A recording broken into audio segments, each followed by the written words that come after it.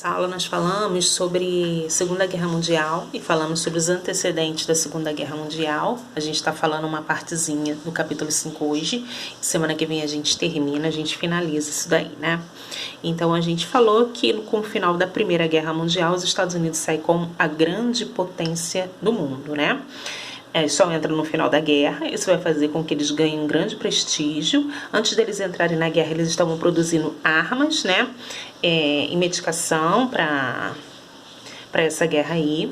E depois que acaba a guerra, eles, além de serem com prestígios, eles são credores, ou seja, eles estão emprestando dinheiro para essas nações se recuperarem, e eles estão produzindo outras coisas também, estão produzindo roupas, alimentos, né, tecnologia, e vendendo para esses países, já que esses países estão com a sua produção muito baixa, né, por causa da guerra, porque muitos territórios foram destruídos, né?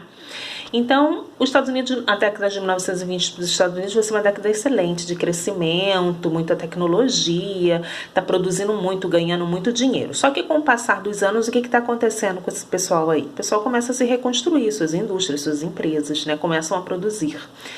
E começa a não precisar comprar tanto dos Estados Unidos. Enquanto isso, os Estados Unidos está bombando na sua produção. Isso vai acarretar em uma superprodução. O que é uma superprodução? Quando eu produzo muito, eu não tenho escoamento dessa minha produção aí. E aí vai começar a gerar uma crise econômica nessas empresas aí. E essa crise econômica vai virar uma bola de neve, né?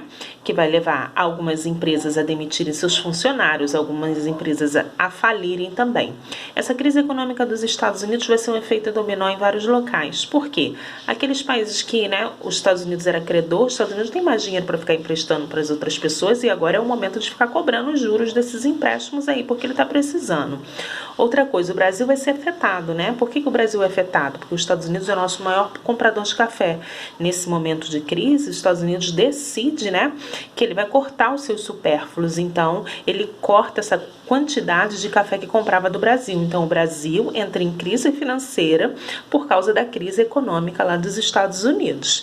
Então, a gente vê que em 29... uma crise em 1929 já causava, né, esse efeito dominó. Imagine uma crise hoje que o mundo está globalizado, completamente interligado, né, as economias, as culturas. Então, uma crise financeira em um país, ela acaba acarretando uma crise financeira em outros países também.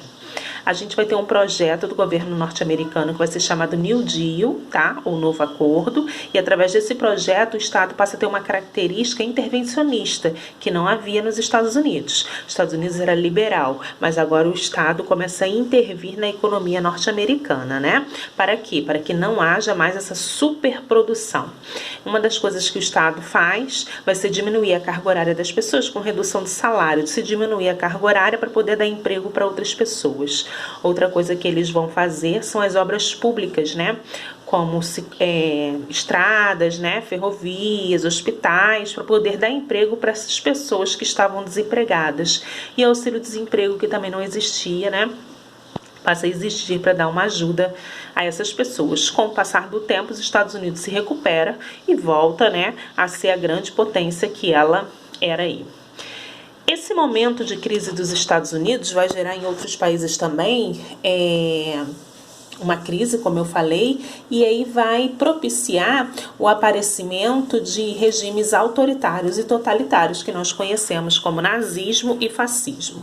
O que caracteriza esses regimes, tanto autoritários como totalitários, né? O abuso do poder por parte do Estado e o fim da liberdade individual. Então, são caracterizados principalmente por essas duas questões aí. Agora, quais as diferenças entre esses dois governos? O governo autoritário, né, e um governo totalitário aí. Os regimes ditatoriais, ou seja, os regimes autoritários, né, o projeto do governo está acima da nação, né? A soberania é do ditador. Então, a gente tem um líder que é um ditador, né, e que ele quer mandar na nação, no estado, no país aí. Nos regimes totalitários, além disso, a liberdade das pessoas individuais, elas também são suprimidas, tá? Pelo medo da violência. Então, você obedece pelo terror psicológico que você sofre, pelo medo do que aquele Estado pode causar a você, tá? Então, ele vai impor uma determinada ideologia e a gente vai ter a centralização de poder na mão de um líder, como foi o caso do nazismo, né, que a gente tem como grande líder aí Adolf Hitler. E a ideologia ariana que ele vai disseminar aí, que é a raça superior, né, e aquilo que não fazia parte do arianismo, né, que ele acreditava que era o certo, ele simplesmente eliminava, como judeus, ciganos, homossexuais e deficientes físicos.